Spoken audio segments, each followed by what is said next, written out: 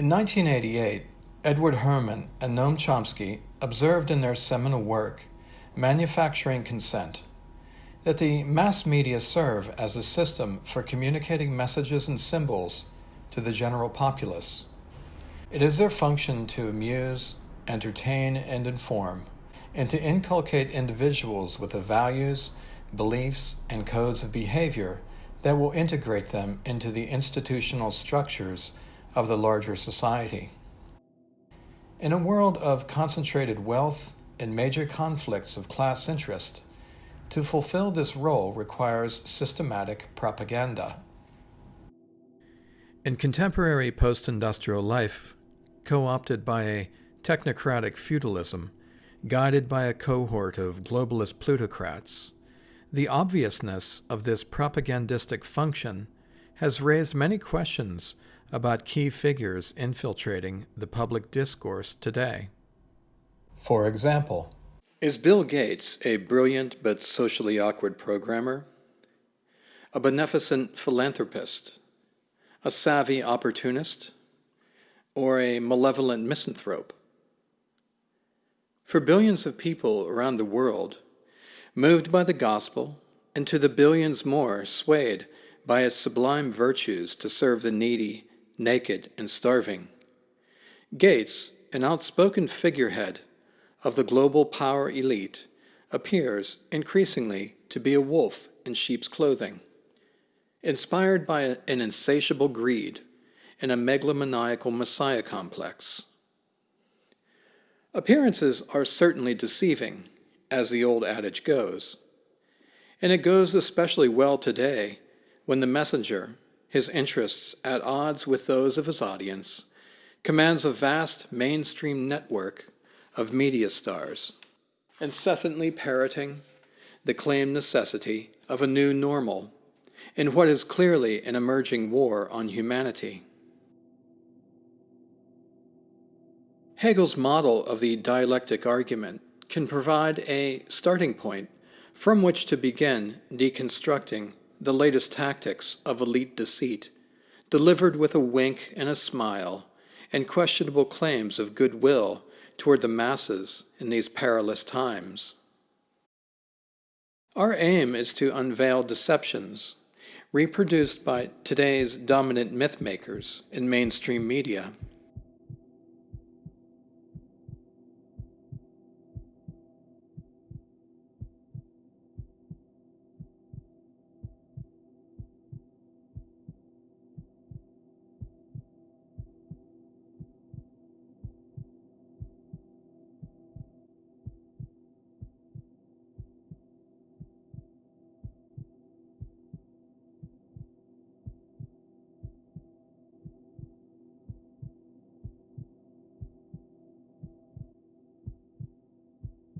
Working to conceal while advancing the trite Malthusian belief system, now nearly 200 years old, that Earth is overpopulated and in desperate need of population reduction. Although the global war on terror, launched in 2001, with its nebulous enemies, has receded slightly in mainstream rhetoric, it still persists, camouflaged by the cover of a global war on viral infections. This past March, Donald Trump referred to it as an invisible enemy that a month ago nobody ever thought about, though the actions of Bill Gates, Anthony Fauci, and others seem to belie the claim. The virus, we're told, is like a terrorist, poised to destroy all of humanity. These wars, however, are part of a wider global war on objective reality, necessitated by extreme conflicts of interest between messenger and audience, an operation in which vested interests are disguised by ostensibly independent groups to crush human identity, sovereignty, agency, and dignity, to impose a global political agenda of lockstep, top-down social control on populations. Masquerading as a global struggle against a shared enemy, these wars serve to maximize the wealth and cement the status and positions of the power elite, while dispossessing the masses of their liberty, their ability to raise families, and, ultimately, their will and capacity to resist ever-expanding programs of oppression long since codified in the USA Patriot Act. The battles in this war rage across the globe, and those claiming to have difficulty seeing them unfold might be willfully blind, distracted by the mainstream's manifold deceptions, or too comfortably numbed by their own material wealth to care. Western apathy and the pain of general malaise, managed by doses of socio-political methadone.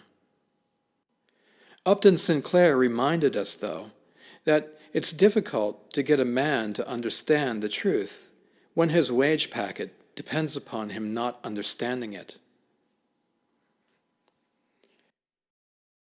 While citizens of advanced nations suffer many first-world problems, such concerns pale in the glaring light of this planned neoliberal economic deprivation, famine, starvation, alienation, political oppression, and war, conditions nearly ubiquitous throughout the world. If the Hegelian dialectic has been commonly deployed to enact top-down control over citizens, we use the model to begin deconstructing leading narratives urging uncritical mass acceptance of new impositions devised by the power elite and propose, in addition to the model we identify as entrapment terror. Hegel's model in the current COVID lockdown. While humans build societies, debate over their ideal structure, the meaning of value, and the distribution of wealth, Hegel saw them evolving in ways that mirrored the natural development of arguments. One concept of the world emerges and evolves into various opposing constructs.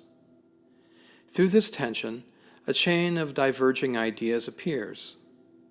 The structures of both, and what we assign value to in one epoch of history, are outcomes of an evolutionary process. Since Hegel saw this pattern to be logically sound, the dialectic argument seems, on the surface, to sufficiently explain the social paths humans carve through time. An idea or claim about the world and how we should relate to it appears as a thesis.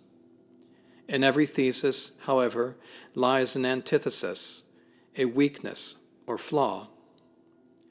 Problems arising from the opposing tension between both are reconciled in a synthesis, a new idea that integrates useful aspects of each.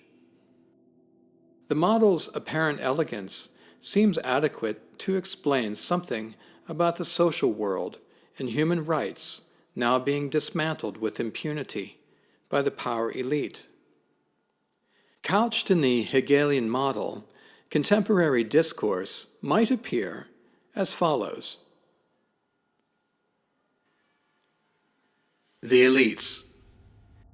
Since the members of our class must rule indefinitely and free from resistance, we must increase our personal security, amass greater wealth and influence to maintain the desired gap, and create another crisis that will serve to consolidate our following and dispossess the members of the bewildered herd of their natural human rights. The people. Since the members of our class feel that power comes from the consent of the people, and that within us rests responsibility to maintain existing structures, we cannot do so in fear of this new threat to our existence. So do what you must to save us and preserve our comfort.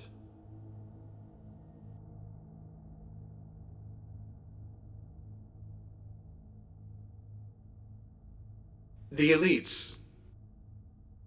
Fear not, for we will suspend civil liberties, destroy paper currency, the carrier of the disease.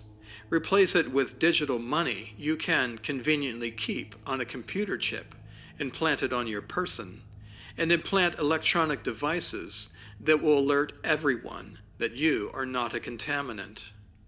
This way you can be more productive subjects of our world, obedient pets free to enjoy movement, the benefits of efficient and contactless business transactions, and freedom from disease. We are cautioned to see, however, that logic and a dialectical process cannot always explain the decisions people make about the world they perceive. We see something at work today beyond this model, where transactions that once unfolded through political dialogue have, since 9/11, been suppressed, subdued, or erased by pervasive oppression and police actions, working relentlessly to stifle dissenting views while maintaining the necessary illusions that democracy and the rule of law still matter. What has emerged in the vacuum of destroyed representative democracy is entrapment terror, the effect of an unceasing psychological operation against the masses that weaponizes the language of terror and traps the people in a blinding state of fear. A paralyzing fear aimed at thwarting dialectical responses and thereby disabling the masses from acting to assert their natural rights and from expressing coherent alternatives openly. Consider the case for the natural world, so profoundly adulterated, genetically manipulated, marketized, and commodified from decades of industrial raping, pillaging, and poisoning, and by the omnipresent mediated world assaulting our senses and distorting our perceptions of the devastation and obvious degradation of rights. Bertrand Russell summarized the limitations of logic in the dialectical argument thus: if you compare a speech of Hitler's with a speech of, say, Edmund Burke's, you will see what strides have been made in the art since the 18th century. What went wrong formerly was that people had read in books that man is a rational animal and framed their arguments on this hypothesis. We know now that limelight and a brass band do more to persuade than can be done by the most elegant train of syllogisms. It may be hoped that in time, anybody will be able to persuade anybody of anything if he can catch the patient young and is provided by the state with money and equipment. The ceaseless calls for war in mainstream media since 9/11 have been recontextualized in this latest war waged against COVID-19 as the guardians of Mount Olympus look on, smile, and dazzle the masses with the new digital applications and pharmaceutical solutions.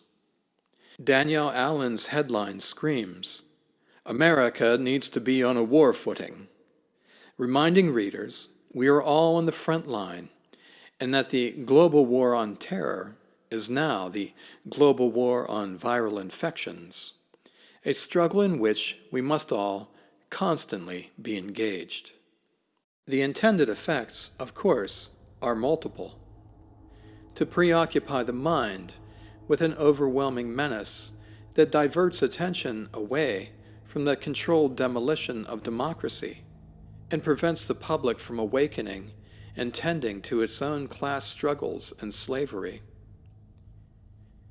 It is to agitate fear as well, to mobilize the masses, not merely military warfighters who have, since Afghanistan, been engaging enemies on distant battlefields. All of these emotions, especially fear, whip people up into a state of alarm and they become angry and almost evangelical about what they believe, says Jen Senkel. It's like a disease infecting millions of people around the country. As in any other shared societal struggle against a common enemy, the public mind must be properly conditioned and regimented, as Edward Bernays pointed out, universally and continuously occupied. Every bit as much as an army regiments the bodies of its soldiers with optimal levels of fear, so that the projected sacrifice of bodies will be judged as necessary and justified. We can see in American mainstream propaganda today the regimentation of the public mind, seeking to sell citizens new policies that demand more sacrifices in support of yet another war. This tension, in fact, reveals key aspects of the free market model, as understood and applied by the small collections of people with the power to reproduce capital. Before Woodrow Wilson submitted the nation's sovereignty to private transnational banking interests in 1913, he famously noted in 1907, "Since trade ignores national boundaries, and the manufacturer insists on having the world as a market, the flag of this nation must follow him, and the doors of the nations which are closed against him must be battered down. Concessions obtained by financiers must be safeguarded by ministers of state, even if the sovereignty of unwilling nations be outraged in the process." Since the production of capital itself is in the hands of the global financiers and bankers, we can plainly see the extent to which capital reigns over human life and the demands it places upon bodies and minds on factory floors or distant battlefields. If any doubts persist about the power of capital to outrage the sovereignty of unwilling nations, let us recall the conceit of its top-level managers. After chairman of the Federal Reserve Bank, Alan Greenspan, observed in 2007 that the Federal Reserve is an independent agency, and there is no other agency of government that can overrule its actions, millions of people clearly understood the extent to which money rules hearts and minds and institutions when they saw themselves bankrupt and homeless, while the too-big-to-fail banks were bailed out of the global financial meltdown they precipitated in the following year. This is the contemporary model of the so-called free market we have inherited, as the global banking elites commission the manufacturing processes of public consent for crisis after crisis and war after war. Advertisers purchase access to audiences to sell us points of view that serve their plans, which are always aimed at raising revenues, raising the value of stocks for their investors, and attending to their growing need for personal security.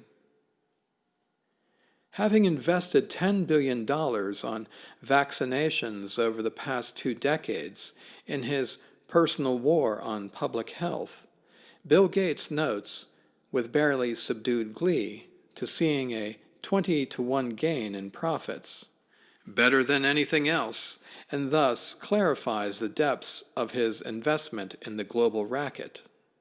As General Smedley Butler had shown how war is indeed a racket, it is vital that we ask today who the principal profiteers are in this global scheme. To grasp a greater sense of what the people are facing, we must return to recent history, when a contingent of global elites convened in 2016 at the United Nations to launch a new initiative known as ID 2020. A gratifying nocturnal mission, no doubt, for the globalist technocratic stakeholders. The claimed goals of the plan were to advocate for ethical, privacy-protecting approaches to digital ID, and to provide IDs for over 1 billion people worldwide who do not have access to any form of identification. The scheme, we are told, is necessary to serving the needs of the naked and the starving.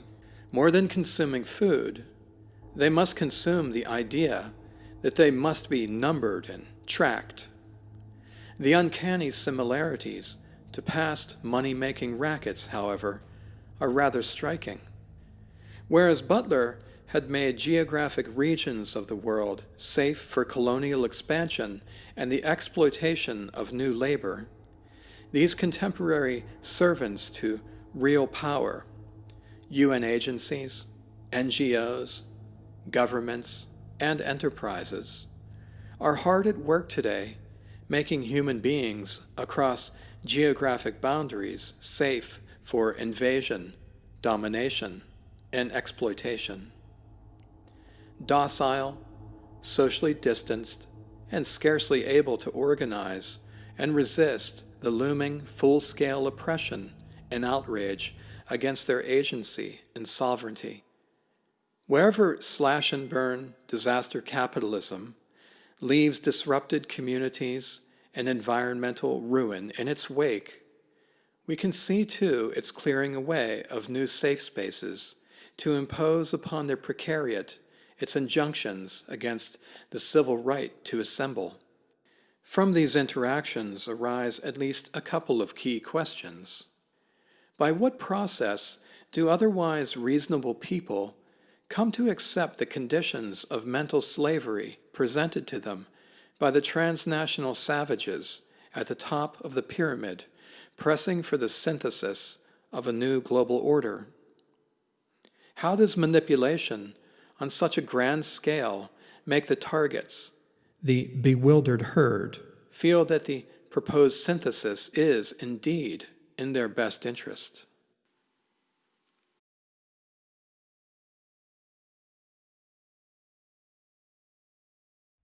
A brief history of manufacturing consent. As a pretense that serves to camouflage the machinations of power, the process of manufacturing mass consent for public policies has long been integral to the maintenance of so-called capitalist democratic societies.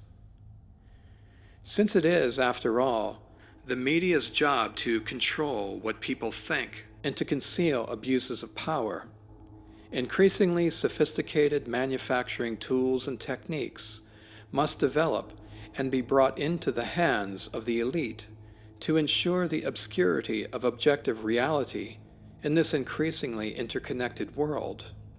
In her article, Microsoft's Decadent VR Ad, featuring satanic artist famed for spirit cooking and pseudo-cannibalism fuels burgeoning class war, Helen Bajnski considers how reality must be more and more mediated and made virtual or augmented, since free, open, and direct engagement with the objective world is being made increasingly hideous.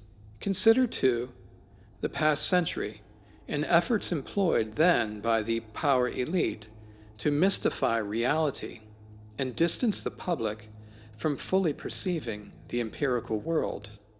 Walter Lippmann first observed this practice at work in 1922.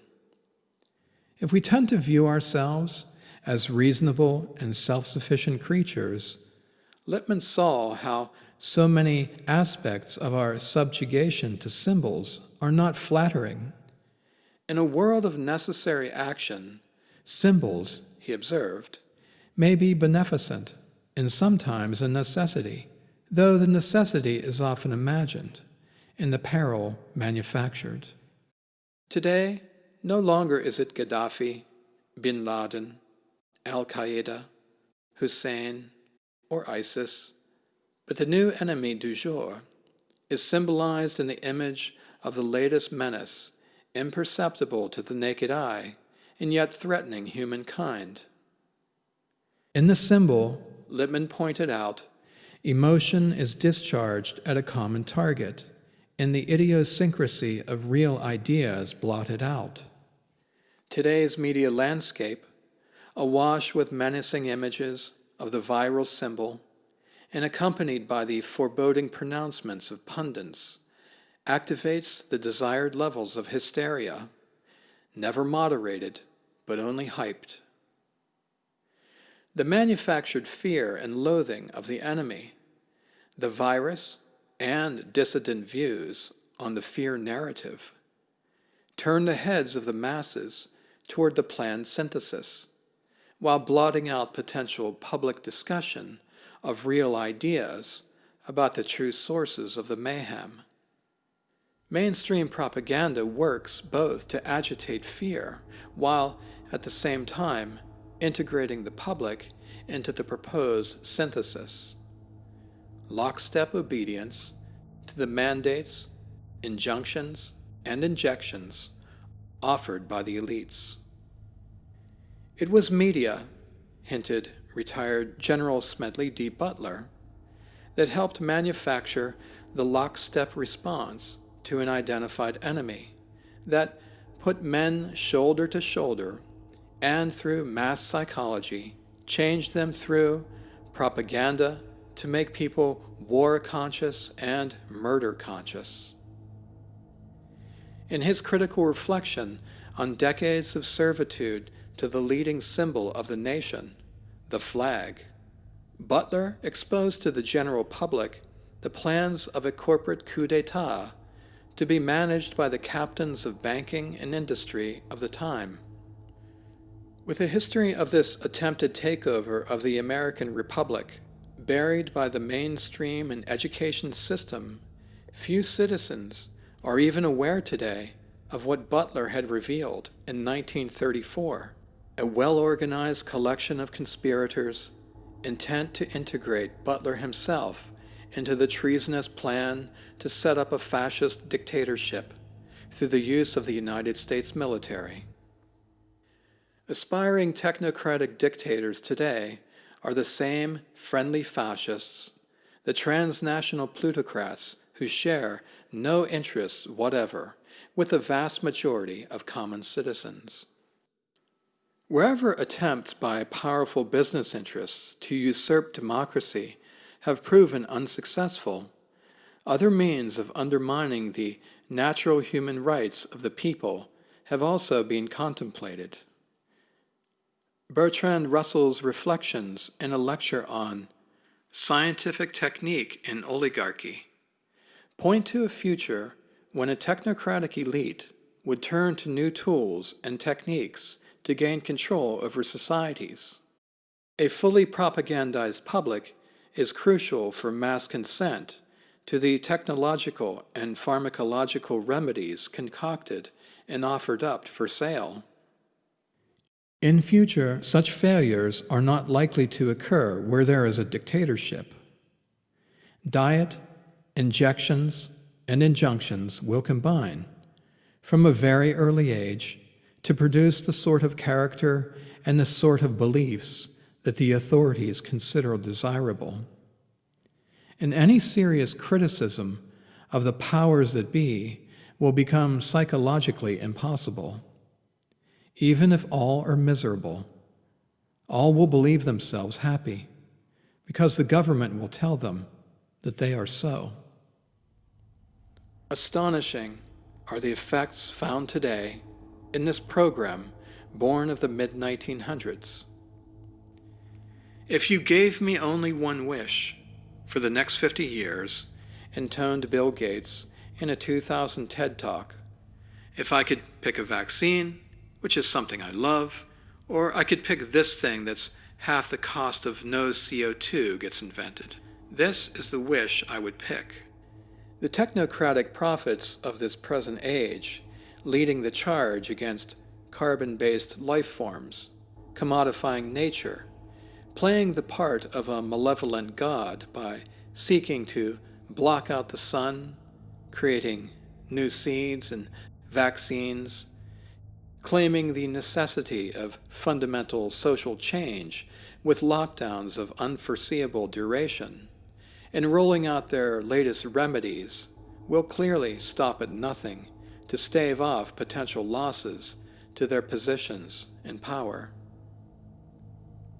The authors of Rebuilding America's Defenses mused, precisely 1 year before 9/11/2001, about the future art of warfare on air, land, and sea, which will be vastly different than it is today, as combat will likely take place in new dimensions, in space, cyberspace, and perhaps the world of microbes. Today's world, in which full-spectrum dominance calls for total control over land, sea, air, space, and cyberspace, also necessitates a kind of continuous combat operation against the public mind and the biological invasions we are conditioned to believe every single year are forthcoming. Preparing the fertile minds of the people to endure this struggle are the mainstream managers of the leading narratives and the powerful who possess the resources to direct their construction. With the corporate capture of the regulatory state complete, it is much clearer than ever to see how, as James O'Connor once observed, the state involves itself in the process of capital accumulation by either mystifying its policies and calling them something that they are not, or trying to conceal them. Concluding thoughts on the propaganda deluge. Chomsky once framed the problem of propaganda with memorable pith. The goal is a society in which the basic social unit is you and your television. What we consume are merely the perspectives of our social overlords, programmed in the content we choose to pay attention to. In a 2003 interview with Bill Moyers, Gates, the consummate businessman, took the opportunity to trumpet the work of his then new foundation, claiming he had long been troubled by inequities in human health, and that the most urgent issues were related to population, reproductive health. Retrospect allows us, however, to see the extent to which Gates' deep concern has since pricked his conscience and galvanized him into an altruistic global campaign to increase the reproductive health of the less fortunate. His famous concern over the global population, heading up to around 9 billion people, does not merely conflict with his feigned worry over reproductive health of billions of women who have no access to proper health care. The claim is also a clever rhetorical contortion worthy of the best dystopian works of Western literature. If doublespeak, or newspeak, is an effort to disguise, distort, obscure, or reverse the meanings of key words, we find the practice reflected in the academic literature too, where there are proven and effective policies that strengthen human rights while lowering fertility rates. In keeping with the racist, classist, Malthusian view that the pestilence-stricken multitudes must be schooled so as to properly be subdued, Gates describes in a 2003 interview seeing a measurable impact when you can go in and educate families, but primarily women, about their different choices. There's a real impact that you can have in this area, anything to do with reproductive health. Growing global resistance against the thinly veiled belief that Earth has long been overburdened by multitudes of useless eaters signifies the levels of absurdity in the narrative Gates and colleagues have embraced. Our data show that improving health and education decreases in populations as parents decide to have less children. The perennial myth of the white man's burden shouldered by Bill Gates and his cohort of globalist ghouls, is clearly becoming much too heavy to bear for a growing number of people around the world awakening to this vast subterfuge. For us, the twisted reasoning, rampant in the academy too, is the most critical issue of our time. Reestablishing the inherent rights and liberties of human beings to choose whether to reproduce their lives or not. It is clear that for the ruling power elites, the bewildered herd must be prodded and culled to acceptable levels, since the cost to their security of seeing millions of impoverished people around are too great, as the deprived produce nothing but resentment. We are reminded of the Trilateral Commission study titled The Crisis of Democracy that urged more moderation in democracy to curb the excesses in civil liberties exercised during the 1960s protest movements. What precisely is the moral premise upon which the elites try to justify their conclusion that human beings are not endowed with the right to choose reproduction? Since power alone gives this social Darwinian theory its legitimacy, real democracy threatens to shift power away from this small minority to the people. Hence, their claimed urgency in circumventing it. Power and deceit are the principal tools of the transnational plutocrats undermining the world's institutions. Hitler observed in Mein Kampf that in the big lie there is always a certain force of credibility, because the broad masses of a nation are always more easily corrupted in the deeper strata of their emotional nature than consciously or voluntarily. And thus, in the primitive simplicity of their minds, they more readily fall victims to the big lie than the small lie, since they themselves often tell small lies in little matters, but would be ashamed to resort to large-scale falsehoods. It would never come into their heads to fabricate colossal untruths, and they would not believe that others could have the impudence to distort the truth so infamously. Even though the facts which prove this to be so may be brought clearly to their minds, they will still doubt and waver, and will continue to think that there may be some other explanation. For the grossly impudent lie always leaves traces behind it, even after it has been nailed down, a fact which is known to all expert liars in this world, and to all who conspire together in the art of lying. As the world's wealthiest private donor to the World Health Organization, the Bill and Melinda Gates Foundation carries unparalleled cultural capital and the power to reportedly circumvent democracy and influence the political agenda of international bodies such as the United Nations and the World Health Organization.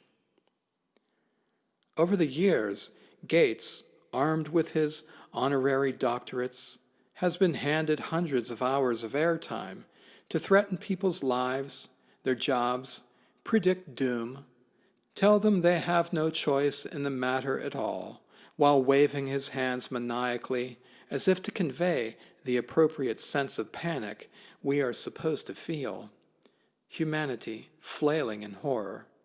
Even if all of his claims are proven to be untrue, bland retractions will have little effect on the recent weeks of conditioning that Gates and his fellow technocrats have imposed, given the implied consequences to well-being of such extreme theatrics and exposure to those theatrics.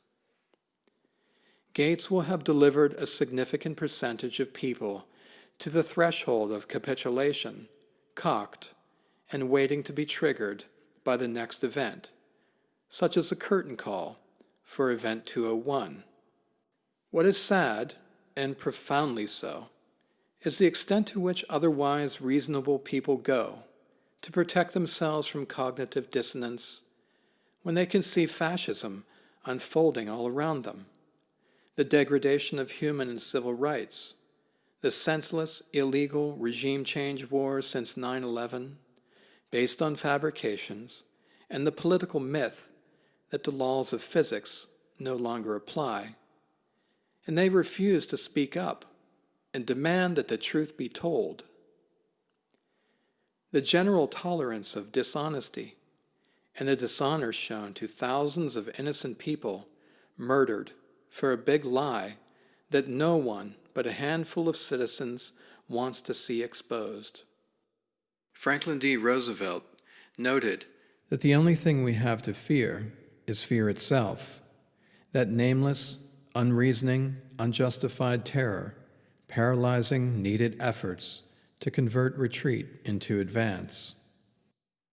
Like the growing number of people around the world refusing to cower to manufactured forms of terror, refusing to be trapped and kowtowing to mainstream magicians and assorted soothsayers, demanding we, yet again, fear and tremble in the face of this latest boogeyman. We take heart in seeing the resurgence of Roosevelt's aphorism moved into action.